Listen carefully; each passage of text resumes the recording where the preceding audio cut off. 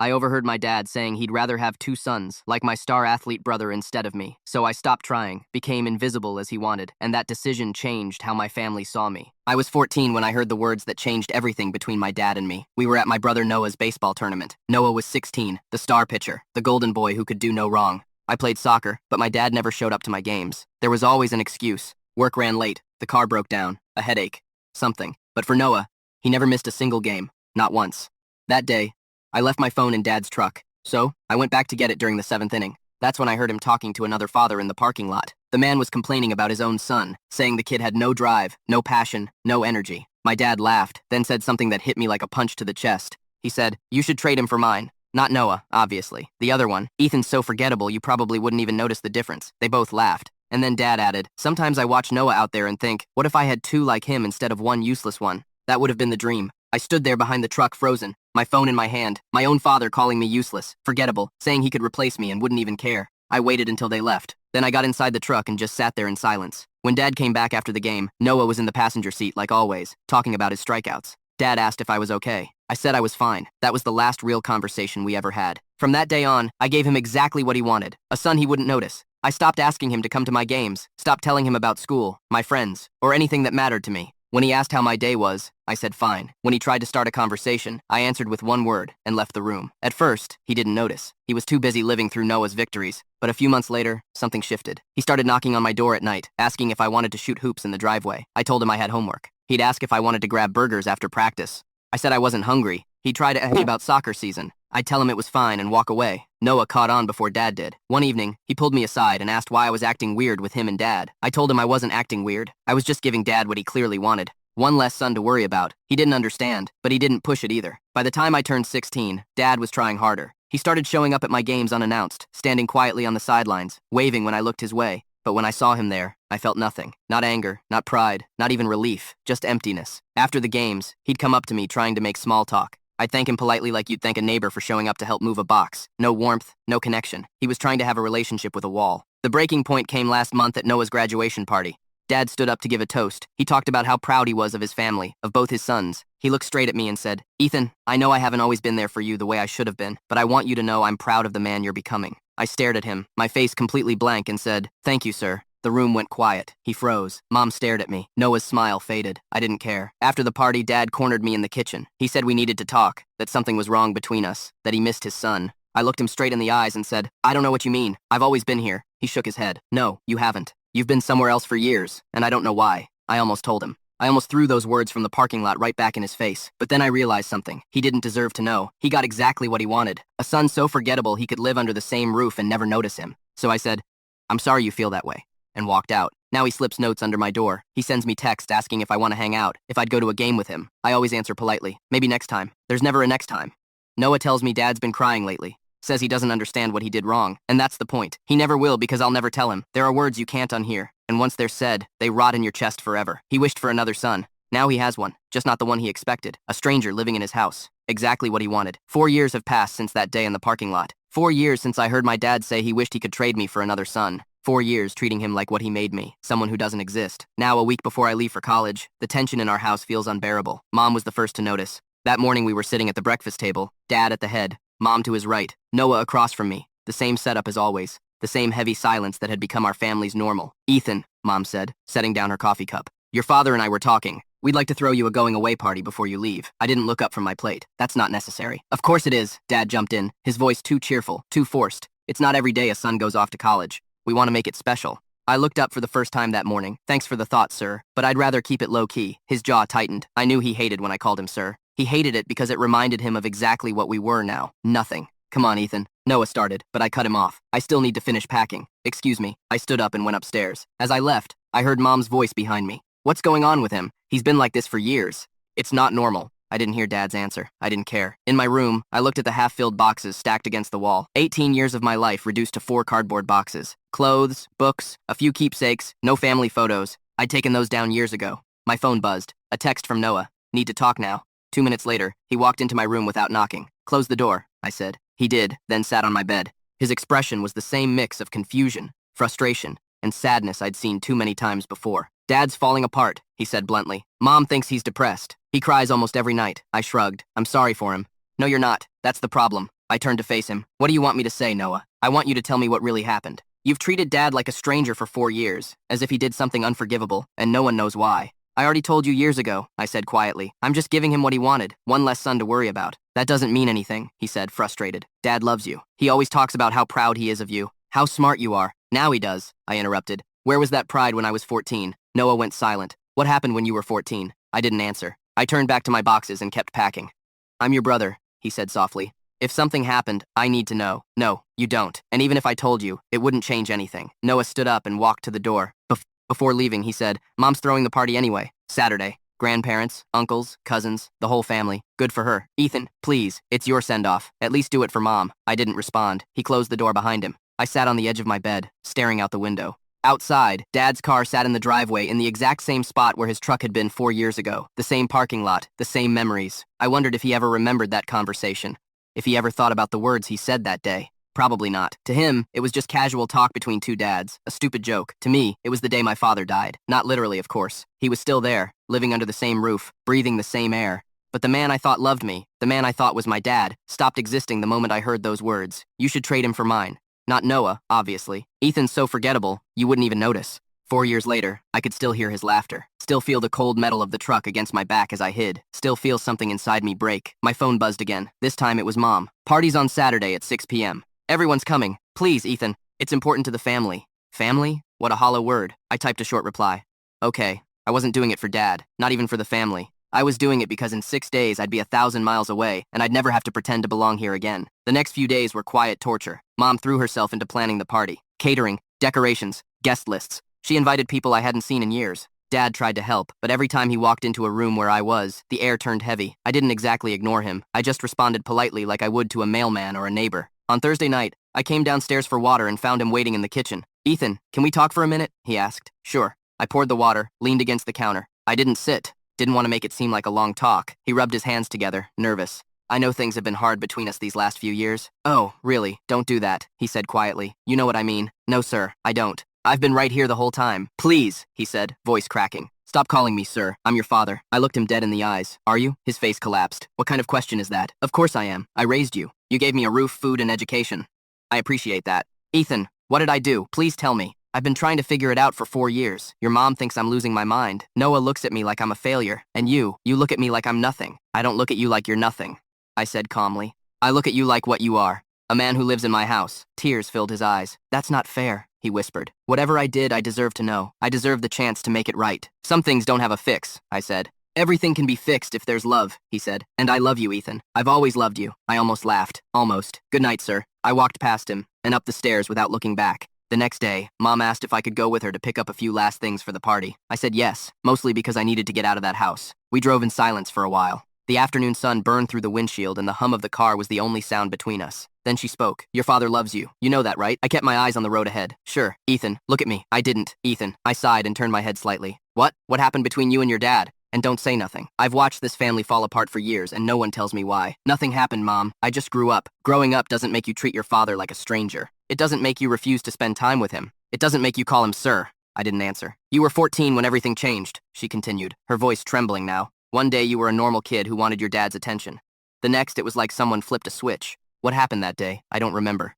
You're lying. I clenched my jaw. No, I'm not. Don't do that, she said, her voice firm. I'm your mother. I carried you for 9 months. I know when you're hiding something. The car stopped at a red light. She turned to face me, eyes locked on mine. Noah told me you once said you were giving your dad what he wanted. What does that mean? My throat tightened. Nothing. Ethan, please. You're leaving for college in a few days. I might not see you for months. I need to understand before you go. The light turned green. She didn't move. Mom, the light? I don't care about the light, she said, tears in her eyes. I care about my son. A horn blared behind us. She didn't flinch. Talk to me. There's nothing to say. Another horn. She finally drove forward, but her expression stayed the same. Determined, desperate. I'm going to find out what happened, she said, with or without your help. I didn't say another word for the rest of the ride, but for the first time in years, I felt something close to fear. Not because of my father, but because of what would happen when my mother finally learned the truth about him. Saturday came too fast. By 5 o'clock in the afternoon, the house was full of family, uncles, aunts, cousins, grandparents, people I hadn't seen in years. I wore a blue shirt Mom had bought for the occasion, combed my hair, and stared at myself in the mirror. The reflection that looked back at me was a stranger, an 18-year-old with empty eyes and a practiced smile, forgettable, just like Dad wanted. When I went downstairs, the room filled with voices. Ethan, look at you. College boy now. So proud of you. Your dad must be over the moon. I nodded, smiled, said thank you. Every word rehearsed, every expression controlled. Dad stood in the middle of the room talking to my grandfather. When he saw me coming down the stairs, his face lit up with a hope that almost made me pity him. Ethan, he said, come here. Your grandpa wants to congratulate you. I walked over calmly. Hi, Grandpa. Look at you, Grandpa said. All grown up. Your dad never stops talking about you. I glanced at Dad. That's nice of him. Grandpa frowned at my tone but said nothing. Dad put a hand on my shoulder. I didn't move. I didn't push it away either. I just didn't react. I'm really proud of you, son, he said, voice trembling a little. Thank you. Nothing more. Just thank you? Grandpa asked, half joking. Dad forced a smile, but I could see it falter. The party went on. Laughter, food, small talk. I played my role perfectly, smiling when expected, answering politely. Never too much, never too little. At 8, Dad stood and raised his glass. Family, friends, he began. Tonight, we're here to celebrate my son, Ethan. As he starts a new chapter in his life, everyone clapped. Ethan's always been a special kid, he continued. Smart, hardworking, kind. I know I haven't always been the best father, his voice broke, but I want everyone here to know that I love both my sons equally. Noah and Ethan, you're my pride and joy. The room was silent, except for the faint hum of music. All eyes were on me. They wanted a reaction, a smile, a nod, something. I gave them a polite smile and said, thank you all for being here, and thank you, sir, for organizing this. The silence that followed was absolute. Mom's face went pale. Noah's eyes widened. Dad's expression shattered right there in front of 30 people. I took a sip of water and turned to greet a cousin who had just arrived, because that's what you do when someone you barely know gives you a compliment. You move on. Exactly what he wanted. The silence lasted only a few seconds before the whispers started. Aunt Patricia spoke first. Well, Ethan's always been such a polite boy, right, David? Dad didn't answer. He just stood there, frozen, glass in hand, staring into nowhere. Mom touched his arm. David, come on. The Johnsons want to say hi. He nodded numbly and walked away. Noah appeared at my side. What the hell was that? He hissed. You called him sir in front of everyone. It's a sign of respect, I said flatly. It's a sign of humiliation. I looked him in the eye. He started this, Noah. I'm just finishing it. Noah opened his mouth to argue, but Grandma walked over before he could. Ethan, dear, is everything all right between you and your father? She asked softly. Everything's fine, Grandma. You two seem tense. It's just your imagination. Have you tried the appetizers? Mom ordered them specially. She hesitated but nodded, realizing it was useless to push. The party dragged on for 2 more hours. Dad avoided me completely. Mom smiled through the pain, pretending everything was normal. But every few minutes, I caught her glancing at me, studying me, trying to understand. When the last guest finally left, she shut the door and leaned against it. Living room, she said sharply. Now.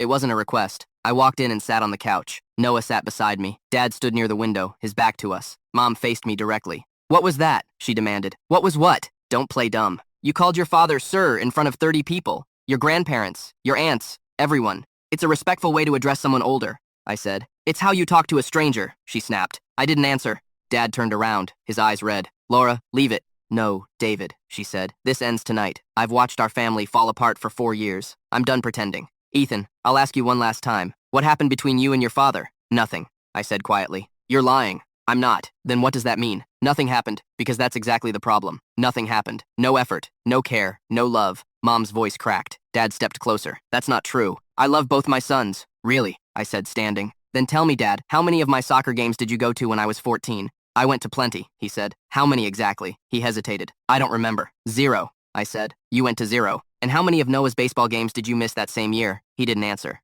None, I said for him. You didn't miss a single one. Ethan, I was working a lot back then. There was always time for Noah. Always. Mom looked between us, her face full of confusion and hurt. So, this is about the games. It's not just that, I said. Then what is it? It doesn't matter. I'm leaving in 5 days. After that, you don't have to worry about me anymore. Sit down, Mom said firmly. Something in her tone made me obey. She turned to Dad. Think, David. Is there anything you said or did when Ethan was 14 that might have hurt him? He ran a hand over his face. Laura, it's been 4 years. I can't remember every conversation. Think harder, he sighed. No arguments, no punishments, nothing out of the ordinary. Noah spoke quietly. It was during my baseball regionals. Ethan once mentioned something happened that day. Dad frowned. Regionals? We won that tournament. It was one of the best days of... He stopped. His eyes went blank for a second, then clouded with something darker. Recognition. Guilt. What is it? Mom asked. Nothing. He said too quickly. David, she warned. I said it's nothing. I stood. Of course it's nothing. It was just a joke between dads, right? Dad went pale. Ethan, good night.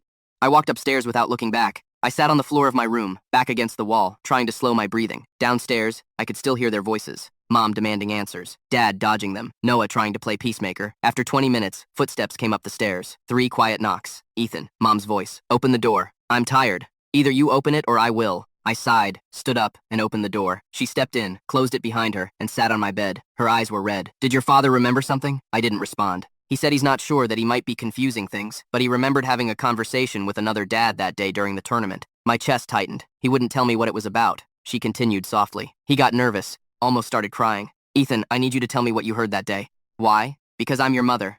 Because I love you. And if your father said something so terrible that it destroyed the bond between you two, I deserve to know. I stared at her for a long moment. 4 years of silence pressed against my throat. You really want to know? I asked. Yes, she whispered, even if it changes everything. The truth doesn't destroy, Ethan, she said. It frees.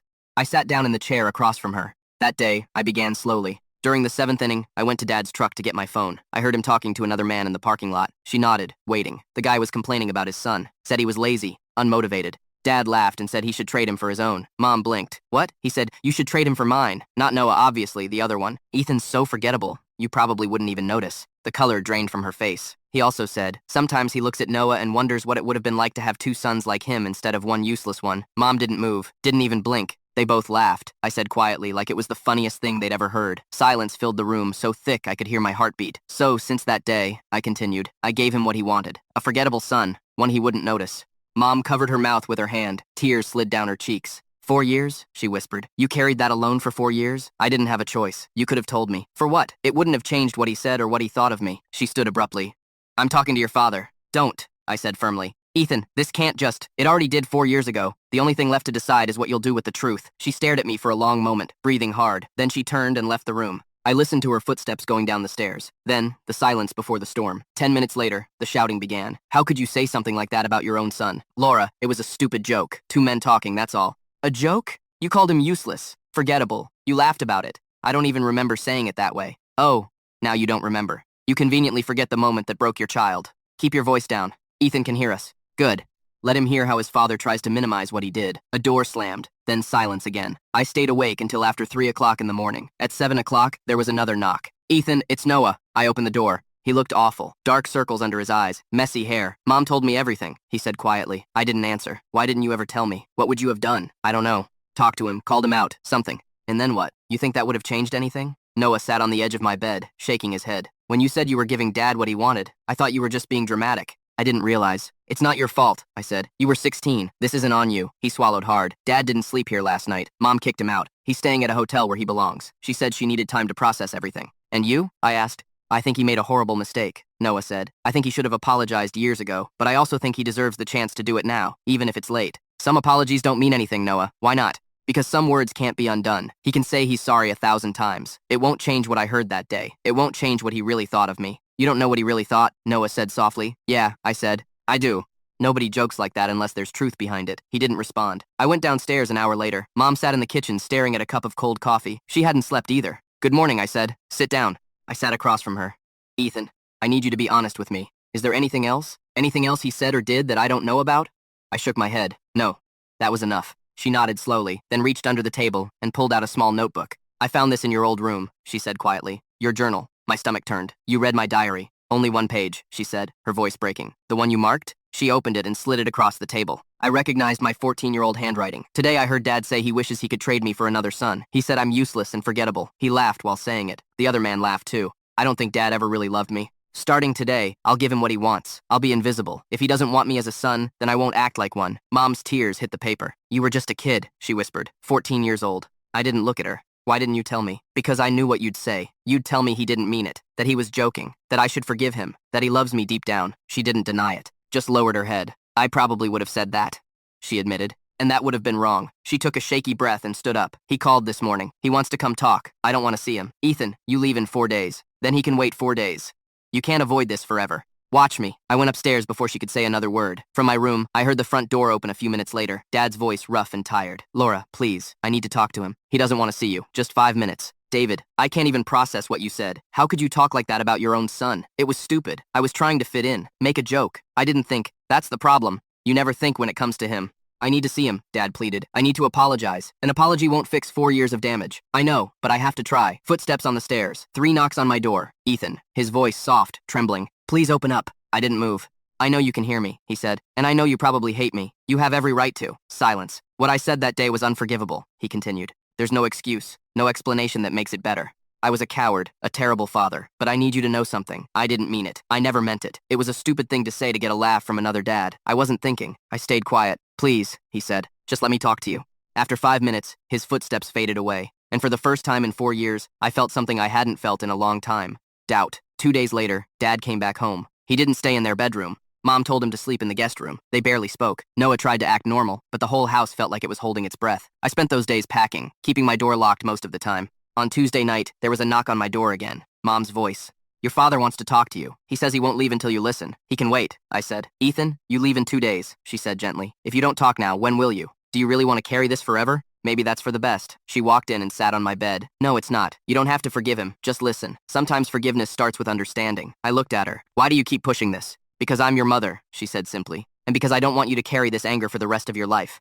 The forgiveness isn't for him, Ethan. It's for you. I was quiet for a long moment. Then I sighed. 5 minutes. She nodded, relieved, and left the room. 2 minutes later, Dad stepped inside. He looked smaller, thinner than he'd been just a week ago. His eyes were dark and sunken, his face drawn. He sat down in the chair by my desk. Thank you for giving me this chance, he said quietly. I didn't answer. He clasped his hands together, nervous. I don't know where to start. I've been thinking about this for days, and nothing feels like enough. Then don't say anything, I said coldly. I need to, he said, even if it's not enough. He took a shaky breath. What I said that day was the worst thing I've ever said in my life. There's no excuse, no reason. I was trying to impress another dad, trying to be funny, and I used you as the punchline. It was cruel, and I'll regret it until the day I die.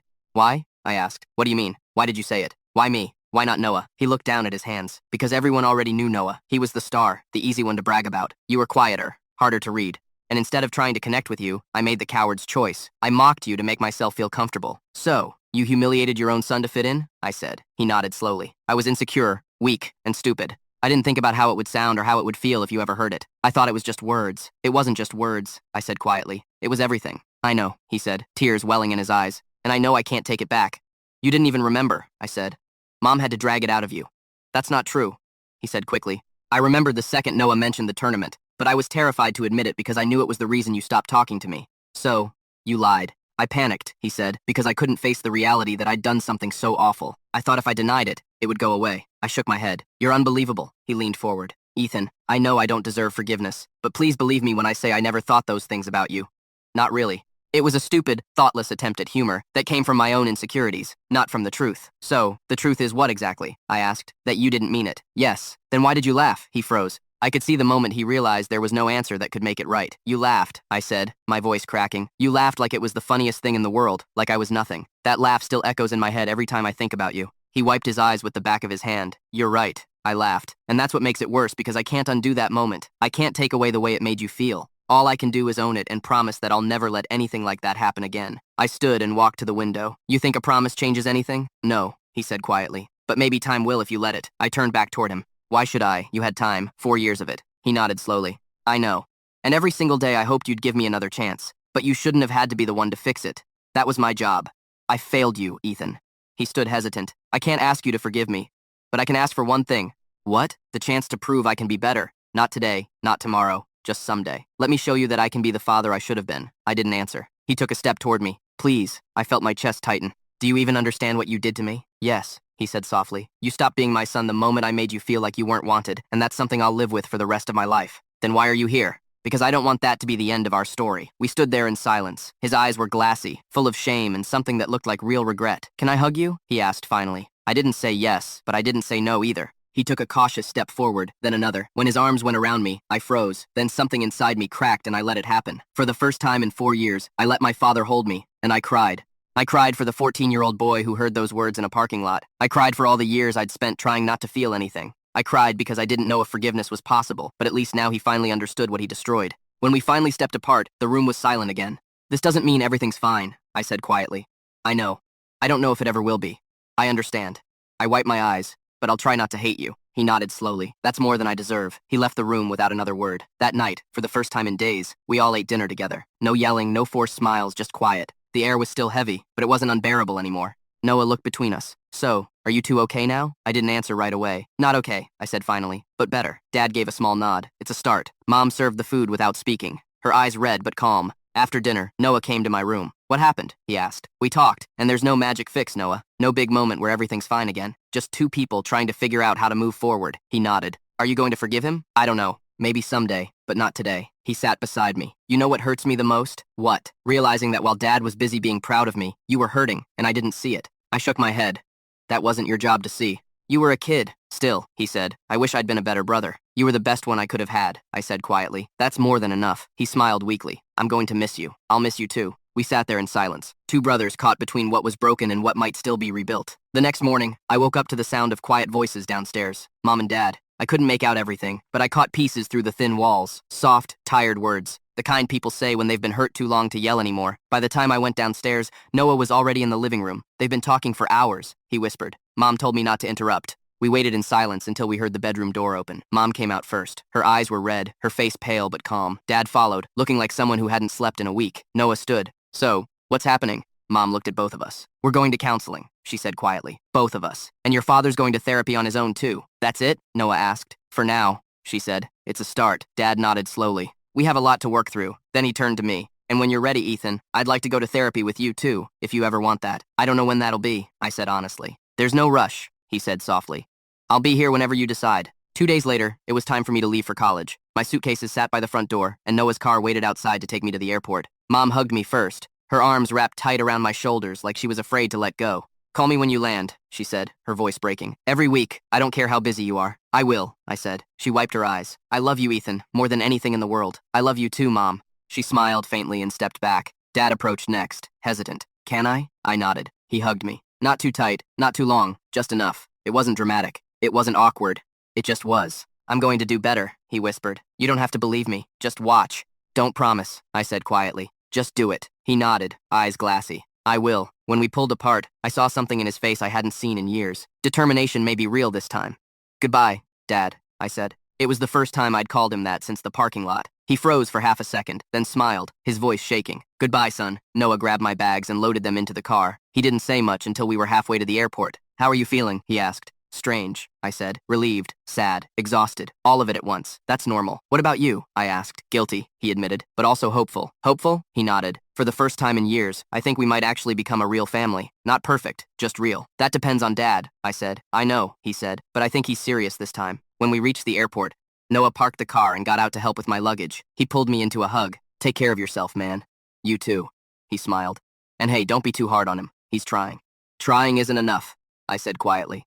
He has to be better. Then give him the chance to prove it. I nodded, not because I agreed, but because I wanted to believe it was possible. I waved one last time before walking into the terminal. I didn't look back. The flight was 3 hours. I spent most of it staring out the window, thinking about the last few days. The truth had finally come out. The family had cracked apart, then started slowly to rebuild. Dad had said he was sorry, and I had said goodbye. I didn't know what would happen next. I didn't know if he'd actually change or if we'd ever really be okay. But for the first time in 4 years, the weight on my chest felt lighter. Not gone, but manageable. 5 years later, I stood in front of my bathroom mirror, adjusting my tie. Today was my master's graduation. My phone buzzed. A text from Noah. We're on our way.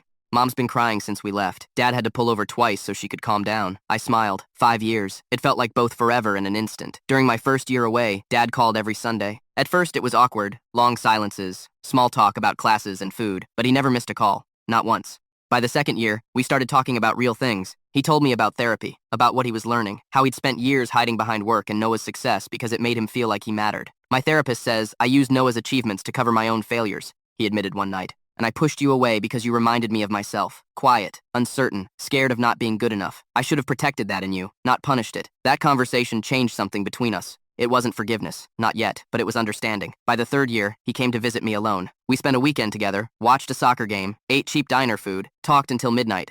At one point, he said, "Do you remember when you used to ask me to come to your matches?" "Yeah," I said. Every time I said no, I told myself it didn't matter, that you'd understand, that there'd be other games. But there weren't, were there? No, I said quietly. There weren't. He nodded. When I finally started showing up, it was already too late. It wasn't too late, I told him. You were just late. He looked up, confused. There's a difference, I said. Too late means you missed your chance. Being late means you still have one. That night, for the first time, I felt like maybe I really had a dad again. Not the one I imagined when I was a kid. Not the one who broke me when I was 14, but a man, flawed, human, trying to make things right. At Christmas during my 4th year, I finally went home. We had dinner together. Me, Mom, Noah, and Dad. For the first time in forever, he didn't talk only about Noah. He asked about my projects, my friends, my future, and he listened. After dinner, he pulled me aside and handed me a small box. Inside was an old scratched watch. It was my father's, he said. He gave it to me when I graduated college. I was going to give it to Noah, but you don't have to. Yes, I do, he said, smiling sadly. Noah has plenty of memories with me, trophies, photos, all the games I went to. You don't, and that's my fault. This is just something that's yours. I looked down at the watch. This doesn't erase what happened. I know, he said softly, but maybe it reminds you that I never stopped loving you, even when I didn't know how to show it. I put the watch on that night. I still wear it every day. Now, standing in front of the mirror 5 years later, I adjusted the same watch on my wrist. 5 years of therapy, forgiveness, and slow rebuilding.